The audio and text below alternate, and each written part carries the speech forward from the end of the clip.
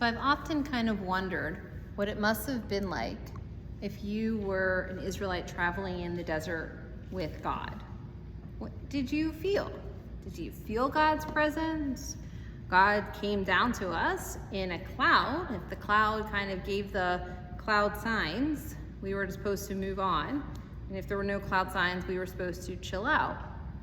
And I recently came across a midrash that may kind of encapsulate the feeling of a woman who's on a plane. And she's on that flight where she's decided that she's going to go all around the world, but she just doesn't get off the plane. So you can see that she goes from Atlanta to LA and all over the globe.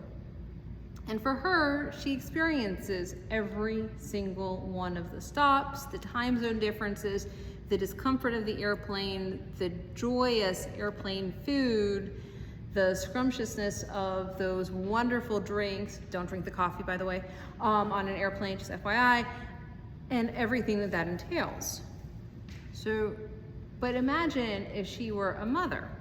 So she's got her baby, and the baby's with her, traveling at this point, every single place, to all of the locations. The baby just knows her warmth, her comfort, her words. Doesn't necessarily even feel that it's in a plane. We're pretending it's a super small infant. That's what I guess, or in my mind, what it was like for the Israelites. They were the baby. They went wherever, and Moses directed the traffic, as it were. But they were cocooned. They had that connection with God, and they kind of knew what was going to happen. Even in this week's portion, we read that they remained encamped as long as the cloud stayed over the tabernacle. There was, after all, clear direction of where they were going, and a tangible, physical presence of God in their midst. But how many of us today still have that divine connection? How many of us today still feel as if we are the mother? Or how many of us today feel as if feel as if we're still the baby, in reality feel as if we're the mother?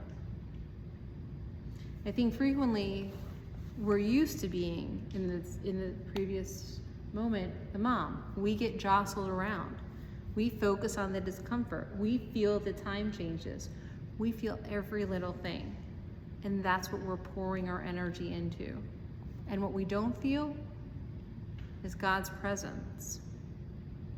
Let me throw a different story at you, where somebody is rushed for a job interview, and they're praying that everything goes right, that their mascara gets put on the exact chef's kiss way, the outfit works out perfect, the hairdryer goes great, they're looking stunning, they're driving through traffic, frantic that they're going to get on time, realizing that there may not even be a parking spot. The whole time they're praying to God that every little thing that morning goes right. As they're pulling up, you can hear them underneath their breath, God, if you'll make sure that there's a parking spot for me, God, if you'll only be there with me in the interview, God, every little thing, then I'm going to show up to synagogue, I'm going to give money, I'm going to volunteer wherever it is that I'm going to volunteer at. The parking spot opens. God helped with that, of course. In they go into the spot, and 3 days later, they forgot every single one of those prayers. Was God helping them? Did God really move the car out of the way so they had that perfect spot at that right moment? Well, we'll never really know the answer to that question. Depends on your theology, of course. But I think that's more a realistic relationship that many of us have. We want to rely on God, but we don't have the cloud, that tangible presence that the Israelites had in the desert. So we end up focusing on all the negativity, praying to God when we most need it, and then we're still somewhat negative. Rabbi Jonathan Sacks described religious situations and systems as such. In a sense, the great religions are satellite navigation systems They attempt to chart our position in the universe absolutely, not just in relation to the car in front. They do so in roughly the same way by bouncing a signal prayer off something that stands outside the earth and listening carefully to how it returns. The earliest navigation system was the pillar of cloud and fire that accompanied the Israelites on their journey through the wilderness. That helped us get from point A to point B. That was our Waze, our Apple Map, our Google Map, as it were. Recognizing, coddling, providing for us all of our needs. And all we had to do was enjoy a little manna and learn to get along well with each other while getting over being slaves and mourning that change.